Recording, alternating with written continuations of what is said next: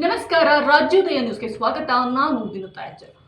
ಕನ್ನಡ ನಾಡು ನುಡಿ ಸಂಸ್ಕೃತಿ ಎಲ್ಲೆಡೆ ಪಸರಿಸಲಿ ಎನ್ನುವಂತಹ ಸದುದ್ದೇಶದಿಂದ ಕನ್ನಡ ಸಾಹಿತ್ಯ ಪರಿಷತ್ 1915ರಿಂದ ಕನ್ನಡದ ಜಾತ್ರೆ ಅಂತಾನೆ ಕರೆಯುವಂತಹ ಕನ್ನಡ ಸಾಹಿತ್ಯ ಸಮ್ಮೇಳನವನ್ನ ಪ್ರತಿ ವರ್ಷವೂ ಕೂಡ ನಡೆಸಿಕೊಂಡು ಬರ್ತಾನೆ ಇದೆ. ಮೊದಲೆಲ್ಲ ಕನ್ನಡ ಸಾಹಿತ್ಯ ಸಮ್ಮೇಳನ ಅಂತ ಅಂದ್ರೆ ಎಲ್ಲೆಡೆ ಕೂಡ ಕನ್ನಡದ ಬಾವುಟಗಳು ಹಾಗೂ ಕನ್ನಡ ಸಾಹಿತ್ಯ ದಿಗ್ಗಜರ ಭಾವಚಿತ್ರಗಳು ರಾರಾಜಿಸ್ತಾ ಇತ್ತು. ಆದ್ರೆ ಇತ್ತೀಚೆಗೆ ನಡೆದಂತಹ ಬೆಳಗಾವಿ ಜಿಲ್ಲೆಯ ರಾಯಭಾಗದ 7ನೇ ಕನ್ನಡ ಸಾಹಿತ್ಯ ಸಮ್ಮೇಳನದಲ್ಲಿ ಕನ್ನಡ ದಿಗ್ಗಜರನ್ನೇ ಮರೆತು ಬೇಕಾಬಿಟ್ಟಿ ಕಾಟಾಚಾರಕ್ಕೆ ಸಮ್ಮೇಳನವನ್ನ ನಡೆಸುತ್ತಿದ್ದಾರೆ. ಈ ಕುರಿತ ಕಂಪ್ಲೀಟ್ ಡೀಟೇಲ್ಸ್ ಇಲ್ಲಿದೆ ನೋಡಿ. ರಾಯಭಾಗ ವರದಿ. ಕಾಟಾಚಾರದ ಕನ್ನಡ ಸಾಹಿತ್ಯ ಸಮ್ಮೇಳನ ಜ್ಞಾನಪೀಠ ದಿಗ್ಗಜರ ಭಾವಚಿತ್ರಗಳೇ ಕಾಣಿ. ಹೌದು, ಬೆಳಗಾವಿ ಜಿಲ್ಲೆಯ ರಾಯಭಾಗ ತಾಲೂಕಿನ ಹಂದಿಗುಂದದ ಶ್ರೀ ಸಿದ್ದೇಶ್ವರ ಮಠದಲ್ಲಿ ಕನ್ನಡ ಸಾಹಿತ್ಯ ಪರಿಷತ್ತು ತಾಲೂಕು ಘಟಕ ರಾಯಭಾಗ ವತಿಯಿಂದ 7ನೆಯ ಕನ್ನಡ ಸಾಹಿತ್ಯ ಸಮ್ಮೇಳನ ಕಾಟಾಚಾರಕ್ಕೆ ಎಂಬಂತೆ ನಡೆಯಿತು. ಭಾರೀ ನಿರಾಸವಾಗಿ ಮೂಡಿಬಂದ ಕಾರ್ಯಕ್ರಮಕ್ಕೆ ಕನ್ನಡ ಮನಸ್ಸುಗಳ ಅನುಪಸ್ಥಿತಿ, ಸಾಹಿತ್ಯ ಜಾತ್ರೆಗೆ ಮಕ್ಕಳೇ ಖಾತ್ರಿ. ಸಾಹಿತ್ಯ ಬಿಂಬಿಸುವ, ಪುಷ್ಟೀಕರಿಸುವ ಕನ್ನಡ ಸಾಹಿತ್ಯದ ದಿಗ್ಗಜರಿಗೆ ಭಾವಚಿತ್ರಗಳನ್ನು ಎಲ್ಲಿಯೂ ಬಳಸದೆ ಅವಮಾನ ಮಾಡಿದ್ದಾರೆ.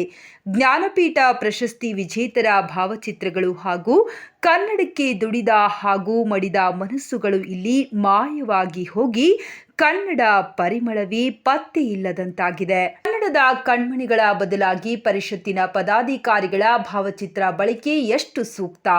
ಭುವನೇಶ್ವರಿ ತಾಯಿಯ ಮೆರವಣಿಗೆಯಲ್ಲಿ ಬಳಸಲಾದ ವಾಹನವೊಂದನ್ನು ಹೊರತುಪಡಿಸಿ ಎಲ್ಲಿಯೂ ಸಾಹಿತಿಗಳ ಭಾವಚಿತ್ರ ಅಳವಡಿಕೆ ಮಾಡಿರುವುದಿಲ್ಲ. ಕನ್ನಡ ಏಣಿ ಕುಣಿದಾಡುವುದೆನ್ನದಡೆ ಎಂಬಂತೆ ಅಂತಹ ಉತ್ಸಾಹ ತುಂಬಿ ಎತ್ತ ನೋಡಿದತ್ತ ಕನ್ನಡ ಬಾವುಟಗಳ ಹಾರಾಟವಾಗುವುದು ಬಿಟ್ಟು ಕನ್ನಡ ಬಾವುಟಗಳನ್ನ ಹುಡುಕುವ ಪರಿಸ್ಥಿತಿ ನಿರ್ಮಾಣವಾಯಿತು. ಜನರಿಲ್ಲದೆ ಕುರ್ಚಿಗಳು ಬಿಕೋ ಎನ್ನುತ್ತಿರುವುದು ಒಂದು ಕಡೆಯಾದರೆ ಚಿಕ್ಕ ಚಿಕ್ಕ ಮಕ್ಕಳನ್ನು ನೀರು ಹೊರುವ ಕೆಲಸದಲ್ಲಿ ಬಳಕೆ ಮಾಡಿರುವುದು ಸಮ್ಮೇಳನದ ವೇದಿಕೆಯ ಮುಂದಿಗೆ ನಡೆದು ಹೋಯಿತು. ಪತ್ರಕರ್ತರಿಗೆ ಕುಳಿತುಕೊಳ್ಳುವುದಕ್ಕೆ ಪ್ರತ್ಯೇಕ ವ್ಯವಸ್ಥೆ ಕೂಡ ಮಾಡಿಲ್ಲ. ಇದು ಒಂದು ಕಾಟಾಚಾರದ ಕನ್ನಡ ಸಾಹಿತ್ಯ ಸಮ್ಮೇಳನ ಆಗಿದೆ. ಮರೀಚಿಕೆಯಾದ ಪುಸ್ತಕ ಮಳಿಗೆಗಳು. ಸಮ್ಮೇಳನದಲ್ಲಿ ಬಹುಮುಖ್ಯವಾಗಿ ಪುಸ್ತಕ ಮಳಿಗೆಗಳು ಬಹುಮುಖ್ಯ ಪಾತ್ರ ವಹಿಸುತ್ತವೆ.